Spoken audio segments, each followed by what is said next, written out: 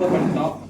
ஆனாலும் இது வரைக்கும் அந்த 61 வயசு அவருக்கும் எனக்கும் 61 வயசு 2 பேரும் இணைஞ்சு செயல்பட்டு இருக்கோம்.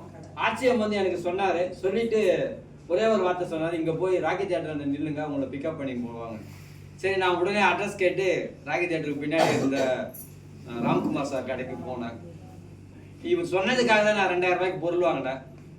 அந்த 2000 ரூபாய்க்கு பொருள் வாங்கி வீட்டில் எடுத்து வச்சா என்னென்ன நடந்திருக்கும்னு நீங்களே யோசிச்சு பார்த்துங்க. முடியாது, இந்த பொருளை யூஸ் பண்ணவே மாட்டேன்ட்டாங்க. நான் தொடர்ந்து 2000 அடுத்த மாசத்துலேருந்து 5000 பிவி பண்ணிகிட்டே இருந்தேன். 10,000 பிவி பண்ணேன், 20,000 பிவி கூட ஒரு கட்டத்தில் பண்ணி முடித்தேன்.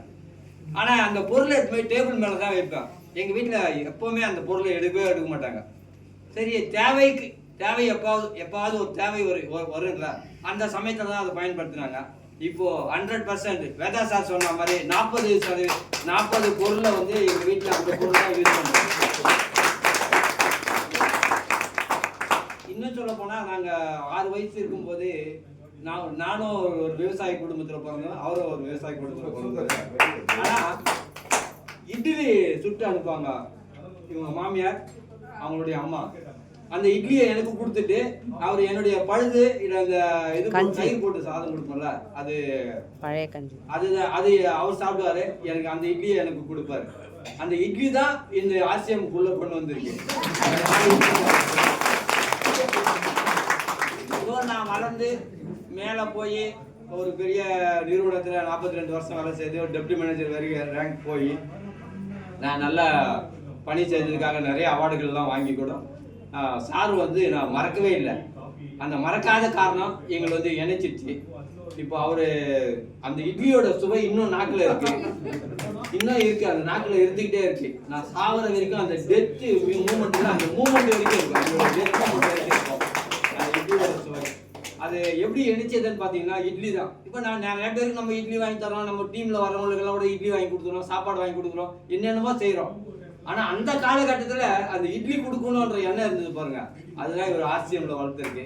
ஆனால் என்ன தெரியுமா பண்ணுறாரு, எந்த நேரத்தில் 10:30 மணிக்கு 11 மணிக்கு எனக்கு அந்த டெக்னிக்கல் விஷயம்லாம் தெரியாது. பட் நான் வந்து ஒரு 500 பேரை வேலை வாங்கி 450 பேரை வேலை வாங்குற ஸ்டேஜ்லேயே நான் இருந்ததுனால எனக்கு வந்து அந்த டெக்னிக்கலாக இந்த கம்ப்யூட்டர் யூஸ் பண்ணுறது, நான் கம்ப்யூட்டர் ஃபர்ஸ்ட் டிப்ளமோ கம்ப்யூட்டர் சென்னையிலேயே, ஆனாலும் கூட எனக்கு அந்த சிஸ்டமேட்டிக்காக எனக்கு தெரியல. 10:30 மணிக்கு 11 மணிக்கு எழுப்புனா கூட 11 மணிக்கு அந்த சிஸ்டத்தை சொல்லித்தராரு. இந்த மாதிரி ஒரு யூனிக் லீடர் வந்து நிச்சயமா வேற எந்த நெட்வொர்க்லயும் இருக்க மாட்டாங்க. அப்புறம் அதே மாதிரி காலையில எழுந்தீங்கன்னா குட் மார்னிங்ன்றாரு. எப்போ தூங்குறாரு எப்போ எழுந்துக்கிறாருன்னு தெரியல. இவருக்கு செருப்பு போடுறாரா இல்லைன்னு தெரியல. எல்லா கல்லு முள்ளு எல்லாத்தையும் போயிட்டே இருக்காரு. இப்போ பார்த்தா வேலூர்ல இருக்காரு, அங்க உடனே பார்த்தா சென்னையில இருக்காரு, சென்னையில இருந்து பார்த்தா திருத்தணியில இருக்காரு, திருத்தணியில பார்த்தா வயல்காட்டில் நின்று ஒரு போஸ்ட் கொடுக்குறாரு. எப்படிதான் இதெல்லாம் முடியுது? என்னால் நிச்சயமா முடியல. ஏன்னா எலும்பு தோல் சதை இந்த 7 புறைகளை உடம்புல இருக்குல்ல, அந்த 7 புறைகளை உருவி எடுத்துட்டாங்க எங்களை கவர்மெண்ட்ல. நாங்க அப்படியே சோர்ந்து போயிட்டோம். இந்த சோர்ந்து போன நேரத்துல நல்லா கொடுத்து, சோர்ந்து போன நேரத்துல இந்த நியூட்ரி சார்ஜை கொடுத்து எங்களையும் வளம் பெற செய்ததுக்கு மிக்க நன்றி. நண்பனுக்காக எவ்வளோ அவர் உயிரை கொடுக்க சொன்னாலும் என் நண்பனுக்கு கொடுப்பேன். இதுதான் என் நட்பு.